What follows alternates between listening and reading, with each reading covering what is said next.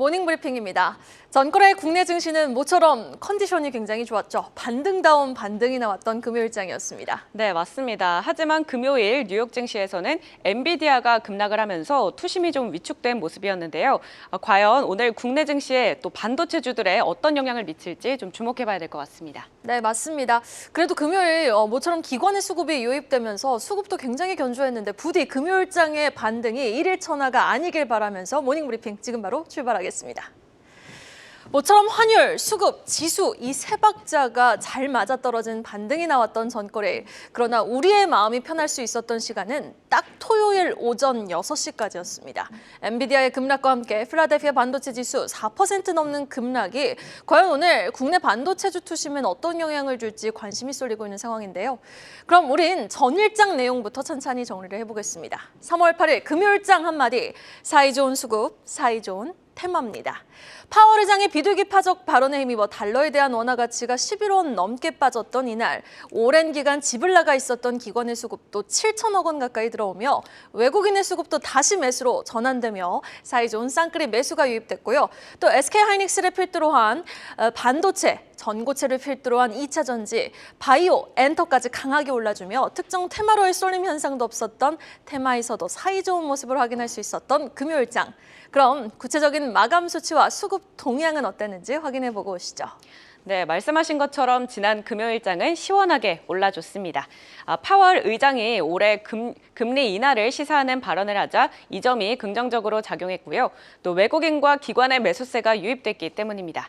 특히 코스피에서는 반도체와 제약바이오 섹터가 강세를 보였고요. 또 수급적으로는 기관이 약 7천억 원대 매수 우위를 기록을 했습니다. 이에 따라서 1.2% 상승한 2,680선에 거래를 마쳤고요. 또 코스닥도 1% 넘게 올랐는데요. 외국인이 4거래일 만에 그리고 기관은 무려 14거래일 만에 순매수로 전환한 모습이 특징적이었습니다. 네, 이렇게 강한 시장 속에서 특히나 눈에 띄었던 섹터도 살펴볼까요? 네, 전거래일엔 바이오와 엔터 그리고 반도체주가 강했는데요. 4월에 미국 암 학회에 대한 기대감이 계속되고 있고 또 미국의 중국 바이오 기업에 대한 제재 가능성에 따른 수의 기대감이 지속되면서 바이넥스가 24%, 프레스티지 바이오로직스는 10% 급등했습니다. 그리고 올해 들어 20% 넘게 급락한 엔터주, 그동안 너무 많이 빠진 탓일까요? 오랜만에 반등에 성공했는데요. 1분기 바닥을 다진 후 2분기부터 아티스트의 컴백과 함께 주가 회복세가 이어질 것이란 증권가의 전망이 나왔기 때문입니다. 이에 아센디오는 17% 강세를 보였고요. 하이브는 4%, 6거래일 만에 반등에 성공했습니다. 그리고 엔비디아발 훈풍에 반도체주도 급등했는데요. 엔비디아가 연일 사상 최고치를 경신하며 필라델피아 반도체 지수가 3% 상승한 것이 영향을 미쳤습니다. 이에 SK하이닉스는 4% 오르면서 17만 원을 돌파했고요. 또 신고가를 썼습니다. 그리고 삼성전자는 1%대 오른 모습이었습니다. 자, 그럼 오늘은 전거래일 강했던 섹터 중에 어떤 섹터를 알아보면 좋을까요? 네, 준혜 캐스터가 이렇게 언급해준 것처럼 전거래일은 바이오, 반도체, 엔터 할 것 없이 초전도체, 2차 전지, 전고체까지 일제히 강세를 보였던 하루였습니다. 무려 6거래일 만에 상승 종목수가 하락 종목수보다 많았던 모습이었는데요. 그렇다면 오늘 우리는 고점 논란이 일고 있는 반도체, 아직은 조금 더 체크해보고 가야 할 게 많은 2차 전지 엔터 말고 일정 모멘텀이 살아있는 바이오에 주목해보는 건 어떨까요? 오늘 이 시간 바이오 살펴보겠습니다. 자, 바이오 1탄은 알테오젠 중심으로 좀 풀어보며 설명을 해드렸는데요. 오늘은 그 바이오 2탄입니다. 자, 바이오주 하면 여러분은 어떤 생각이 먼저 강하게 떠오르십니까? 2017년에서 2018년이었죠. 제가 한국경제TV를 처음 입사하던 해였기 때문에 저는 그때의 시장 분위기를 절대 잊지 못합니다. 작년에 2차 전지 열풍처럼 그땐 바이오 열풍이 어마무시했거든요. 이 바이오에 대한 긍정적 인식이 굉장히 강했고 여러 임상들의 발표와 함께 기대감이 상당했죠. 그때 당시 이 신라젠이라는 종목이 2달 만에 텐베거에 이름을 올렸으니 주식 거래 대금 대부분이 바이오 섹터에 몰렸을 때였습니다. 그만큼 정말 무섭게 달렸고 또 무섭게 제자리를 찾아가며 바이오는 신중해야 한다라는 이미지를 굳혀갔는데 그런데 시장은 이제 3월, 4월 바이오를 보자고 외칩니다. 자, 금요일장 바이오의 반등이 나온 이유 다음 페이지를 통해 확인해 보시죠. 그 첫 번째 이유는요, 바로 미중 갈등 수혜 분석 때문입니다. 미국이 반도체에 이어서 바이오 분야에서도 중국 견제에 나섰죠. 미국의 조치로 미국과 거래하던 중국 기업의 CDMO 기업들 물량이 국내로 넘어올 가능성이 커진 겁니다. 자, 그리고 두 번째 이유, 다음 달 5일부터 개최될 AACR 미국 암학회 일정 때문이죠. 더 구체적으로 살펴보시죠. 다음 페이지 보시면은요, 첫 번째 이유부터 하나씩 뜯어보겠습니다. 미국 상원이 현지 시간 6일 중국 바이오 기업과 거래를 제한하는 생물 보안법을 통과시켰습니다. 해당 법안에는 중국 바이오 기업 4곳이 적혀 있었는데요.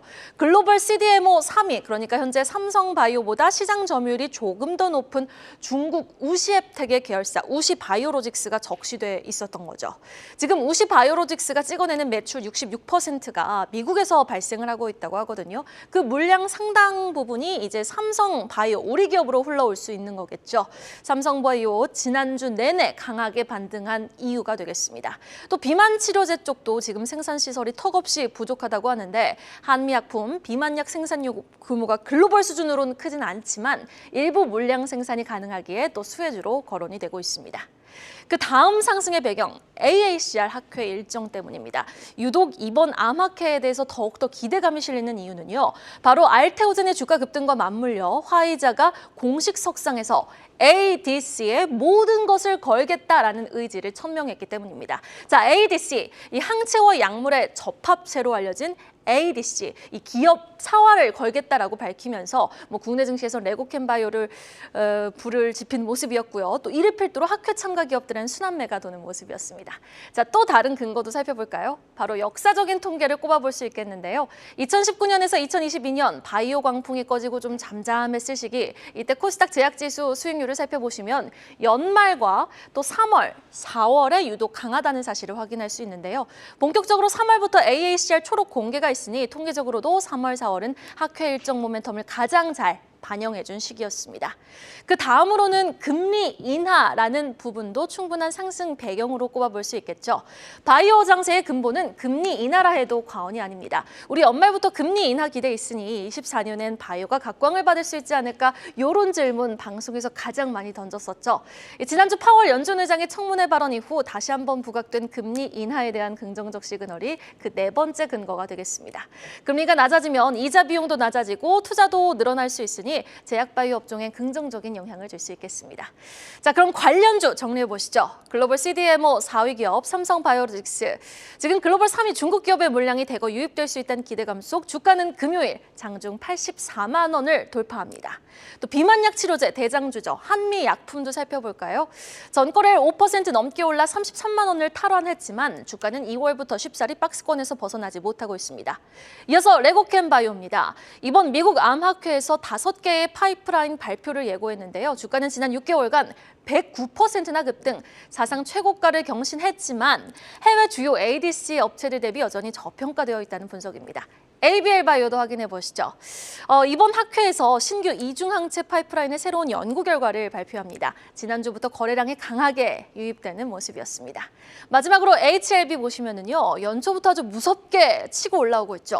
미국 처방약 급여 관리 업체 2곳이 간암 신약을 올해 처방 예상 목록에 등재하면서 미국 FDA 승인에 대한 기대감이 만연한 상황입니다. 금요일 주가는 무려 22% 넘게 급등합니다. 자, 이렇게 대내외적 환경의 조건이 다시금 바이오에 맞춰지는 지금 이 시간, 우리는 지금의 시간을 분명히 똘똘하고 똑똑하게 잘 이용해 볼 필요가 있어 보입니다. 계속해서 장 마감 이후 나온 공시와 주요 일정까지 확인해 보고 오시죠. 네, 이번엔 전거래일 장 마감 후에 나온 공시도 체크해 보도록 하겠습니다. 2차 전지 검사 시스템과 장비를 제작하는 V원텍인데요. 작년 영업이익은 20억 원으로 전년 대비 5,100%나 증가했다고 밝혔습니다. 그리고 IT 서비스 전문 업체인 IT센은 작년 영업이익이 319억 원으로 전년 대비 4% 증가했다고 하네요. 네, 한편 디지털 영상진단 솔루션 기업인 DR텍인데요. 최근에 일본에서 소프트웨어 의료기기 인증을 획득했지만 작년 영업이익은 전년 대비 98% 감소했다고 전했으니까요. 이 점 참고하시면 좋겠습니다. 그 다음으로 오늘의 주요 일정도 체크해 보시죠. 네, 오늘 금융감독원이 홍콩 H지수 주가 연계증권 대규모 손실 사태와 관련해 배상안을 발표할 예정인데요. 그 결과에 오늘 주목해 보시면 좋겠고요. 또 오늘부터 14일까지 미국 애틀란타에서 물류산업 전시회가 개최됩니다.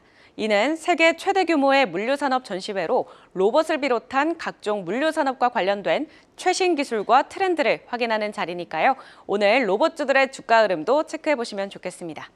네, 그리고 오늘 자정에 미국의 2월 소비자 인플레이션 기대치가 발표될 예정이니까요. 이 점도 오늘 참고하시면 좋겠네요. 네, 마지막으로 오늘의 증시 키워드도 함께 확인해 보시죠. 오늘 장 키워드 바로 만나보시죠. 바로 첫 번째는요, 엔비디아. 확인해 보셔야겠습니다. 금요일 뉴욕 증시에서 급락을 했죠. 장기 성장성은 분명하지만 단기적으로 너무 올랐기에 이제는 조정 가능성이 크다는 분석이 잇따르는 가운데 과연 국내 HBM 반도체 움직임에도 오늘 영향이 있을지 이번 주 내내 좀 영향을 줄지 지켜보셔야겠고요. 이 가운데 비트코인은 또 주말 내내 강했습니다. 사상 처음 7만 달러를 돌파했고 동시에 비트코인 대량 보유자의 숫자도 크게 증가한 상황. 관련주 추이와 증시 거래 대금 함께 주목해 보겠습니다. 자, 그리고 반도체 공백을 2차 전지가 좀 잠시나마 메꿔줄 수 있을까요? 마지막 키워드는 에코프로입니다. 올해 약 1조 2천억 원 투자를 단행한다고 밝힌 가운데 이 포항 캠퍼스에 투입되는 투자액은 총 5조 5천억 원에 달하는 상황. 2차 전지의 온기가 전구체에서 양극재까지 좀 확산될 수 있을지 여부 확인해 보시죠. 여러분, 오늘도 부자 되세요. 모닝브리핑이었습니다.